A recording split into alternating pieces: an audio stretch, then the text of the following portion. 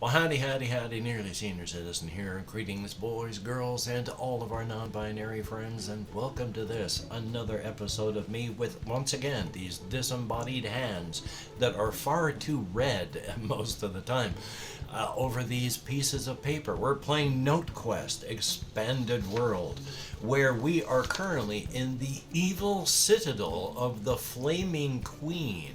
We came in through this entrance, which I think I did absolutely 100% wrong, but at the same point, we're still right here as I try to line it up with my PS4 camera dangling from a stick.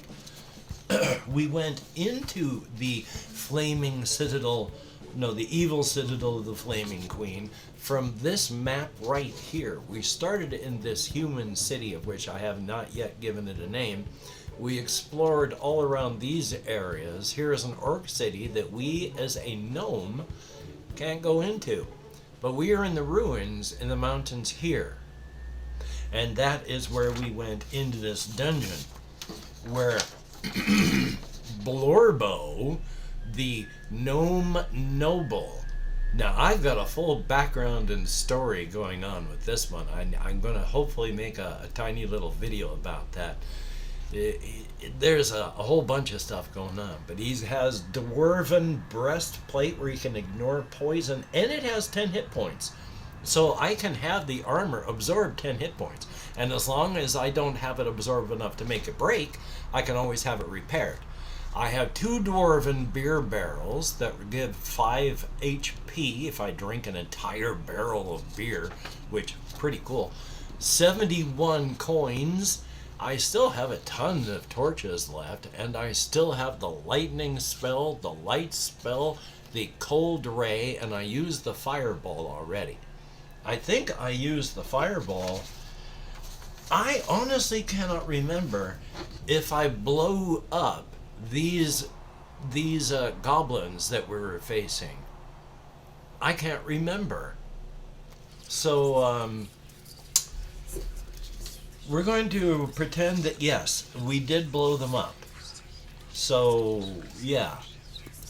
I've got things written down here. I'm not going to worry about any treasures or anything because we have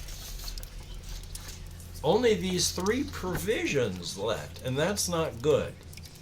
So we're going to leave this dungeon. Now, for every room that we enter, we have to, I think it is roll for, what is the word I'm looking for? Returning to dungeon. If you leave the dungeon the rest in the city, when you return, you'll have to roll on the monster table for each empty room you enter. Okay, so we leave. We just leave. We leave the dungeon safely, and then we are back into these mountains here. And we're going to take the trip into the plains, which will take 2 provisions to travel to the city, which is the city that we came from. And I need to give it a name at some point. What the heck was that? I think I was eating chocolate or something. How about that? So we have the human city that we have now re-entered, which means we can do the city things, which we're going to rest, recover, spend 1 coin, recover your hit points and spells. We're going to just tally mark how many coins we're going to do, and then subtract them from the total here. So we are just resting first, back up to 14. Except the dwarven breastplate, nope, that was just 10 HP on it and ignore poison. Okay, fix armor. We don't have to spend any coins for that. Buy torches.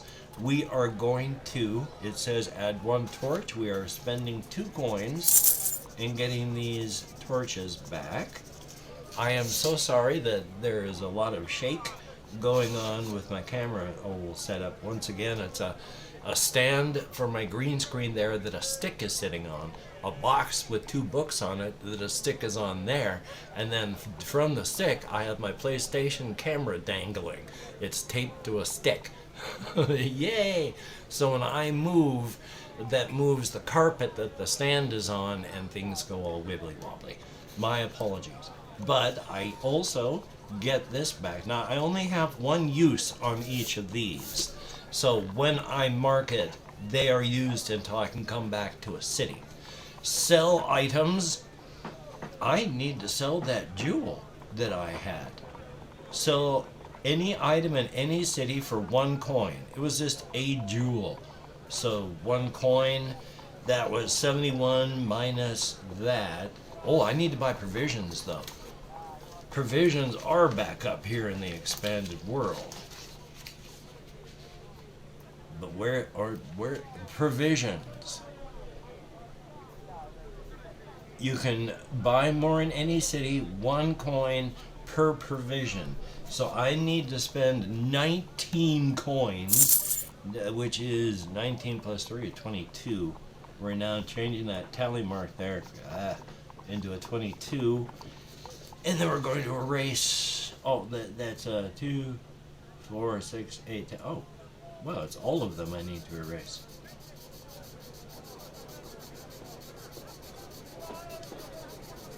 I'm going to have to write this onto a different sheet of paper here soon. Okay, so I have all the provisions. I am healed up. I have all my torches rebought. My spells are here. Now, one of the things you can do, of course, in the expanded world part that I haven't done, even thought of yet, is you can buy buildings as well as have hirelings. But if you have enough money, like $200 to get a house, that's not a very good defense, because buildings, you can lose things inside of them, especially if it's a house. So, thumbs up on that. But still, there's options for buying a house, which I have not done. Plus, you could also get a hireling, help you in exchange for money. Hirelings in a city or a place. Hirelings, 20 provisions and torches, but we'll have to pay for them. They won't give you anything back, and they cost a lot of money. Like a torch bearer, 10 HP, doesn't know how to fight, just carries a torch. That's actually kind of handy, isn't it? But we're not going to do any of that. We're just going to head right back to the dungeon, and we're not going to do anything fancy at all. We're heading back to the evil citadel of the Flaming Queen. And that's going to take 3 provisions to cross into the mountains. I mean, immediately that cost 3 of our provisions that we just paid so much money for. Which is life. That's life. Well, 71 minus 22 is 71, 51, 71, 61, 51, 49. I have 49 coins left. I think that's right. I'm having to do math in my head. And when I'm editing these, I do so much goofy stuff. I forget things. I use the wrong numbers. I go, okay, it's plus 3 to do this. And then I'll roll and go, okay, plus 2. And so I have no ideas. Please, thank you very much for coming on with me. The idea is to have fun. I do, no matter how much I forget and do wrong. I'm having fun. Hopefully you are too. Okay, so we come back to the mountains, and then we go back into the citadel. Now, one of the things that I believe I read wrong is all of these are actually going to lead to here, because they're not really supposed to be drawn that way. That was a mistake. That was my brain. They all lead down into this one, so they are all leading down into here anyway, because that's magic. So, but that is one room that we do have to enter. This entrance here. So we're actually going to roll for a wandering monster. Return to dungeon. Have to roll on the monster table for each empty room. Okay, that's how you do the wandering monster thing. I just have to roll on the monster table. See, I have a brain. I just don't use it very often. It's the ADHD, unfortunately. I have to stay hyper-focused on things, and it's just hard to hyper-focus all the time. Okay, we're going to roll on the monsters table. Hopefully there's nothing there. But that's 8 and 8. There are no monsters in the room. Okay, so we get back to this room that's an arsenal. We're just going to erase the whole treasures thing. I cannot remember what happened. I even watched the ending part of the last video, and my ADHD will not let me concentrate. So it's still an arsenal, but we picked up the treasures. I'm going to start marking things better over here, like per room, but we'll get there. For right now, we are here. I need to roll on the monster table to see who's moved in while I was in the city. The city of human. Huh, that's a 7. There are no monsters in the room. RNGesus is on my side this time. But this leaves us with, this is the entrance. There are 2 floors that we have to go. We're on this floor. There's one more floor I have to go on. From the 2nd floor, the 3rd floor is where the final boss is, the dungeon boss. So that's not bad. Definitely a good thing. So we're going to check out. Good golly, this Molly. We're going to go through this door right here. So we are opening from a corridor. So we roll a d6. And that's a 2. And on a 2, there is a medium-sized room with another door. Medium-sized room? We'll call a medium-sized room as one of those 9 square rooms. And with another door, we'll put a door right there. So that is what we are looking at. We are heading into that room that is like big. That makes sense, doesn't it? Okay, now we roll on room contents. 2d6, a 7, dusted war banners. It may have a secret passage. We're going to put a little S in there to indicate that there may be a secret passage if I decide to look for it. Now we check monsters. What do we have in this room? I forgot to check the door first too, so as soon as I do this, we're going to back up and check out what happens with the door. That is a 7. It doesn't matter. There's no monsters in the room. That's not bad. But I had to roll for the door. That's 1 is a trap. 2 and 3 is locked. 3 is, well, 4, 5, and 6 is fine.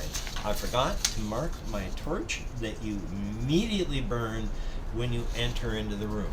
So we're going to roll now to see what the door is like. And it is a 6. It is open and fine. So there were no issues there. Plus, again, there were no monsters. But we're going to search and find out what we find, which is the table. Secret passage table? I guess that's the search table. Okay.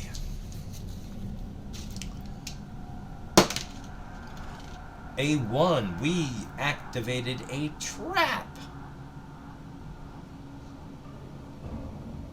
Well, that's not good. Especially since some of these, number 1 is like, you're beheaded. That one just kills you instantly. You know, I've said that one of my house rules is I say I can burn a torch and then disarm something. I like doing that. So we burned a torch and disarmed the trap. I was not beheaded. But there was also no secret door. That's fine.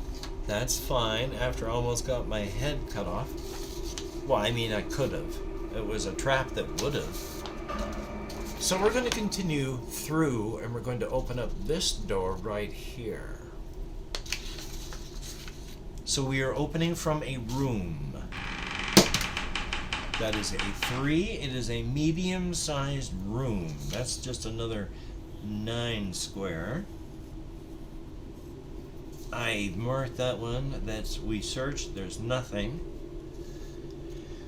Oh boy. So let us roll for contents of said room. 5. wardrobe with 2 treasures. Really? Well, first let's also roll for that door to differentiate. A 4. 4, 5, and 6 is unlocked and open, so that's fine. But the 5 is a wardrobe, which, well, we're going to put 2 treasures right there. And we'll call this one actually W because there's a wardrobe in it. And so we'll come over to here. And for room W, it has 2 treasures. It is a wardrobe, 2 treasures. Let's roll 2 dice immediately just to see what those treasures are and then see what they are. A 1 and a 2. Okay, well, my first treasure is a 1, dwarf statuette, 6 coins, and a dwarf beer barrel. Okay. That makes me laugh. We have another dwarven beer barrel. Plus 5 hit point recovery. Not bad. Plus a statuette. I don't know how to spell that, even though it's even written right here. Oh, I think I spelled it right. Nah, I spelled it wrong. No, I spelled it right. It doesn't matter. It's not important. Worth 6 coins. So we'll put a 6 coins mark on there. So very good. Very, very good. I mean, good as in I'm going to have to forcibly make a room that has a door so that we can get to a boss here if I can't get through on my own, because as they say in the rules, the final room, if it's completed without any stairs, the last open room will be the final room. And it's a large room, nor doors, and then only go onto the monster boss table. So if I can't find anything and these close off here, then we're just going to have the last one of those be the dungeon boss room. So we're going to go through this door here. We're going to do it right and actually roll to check on the door first.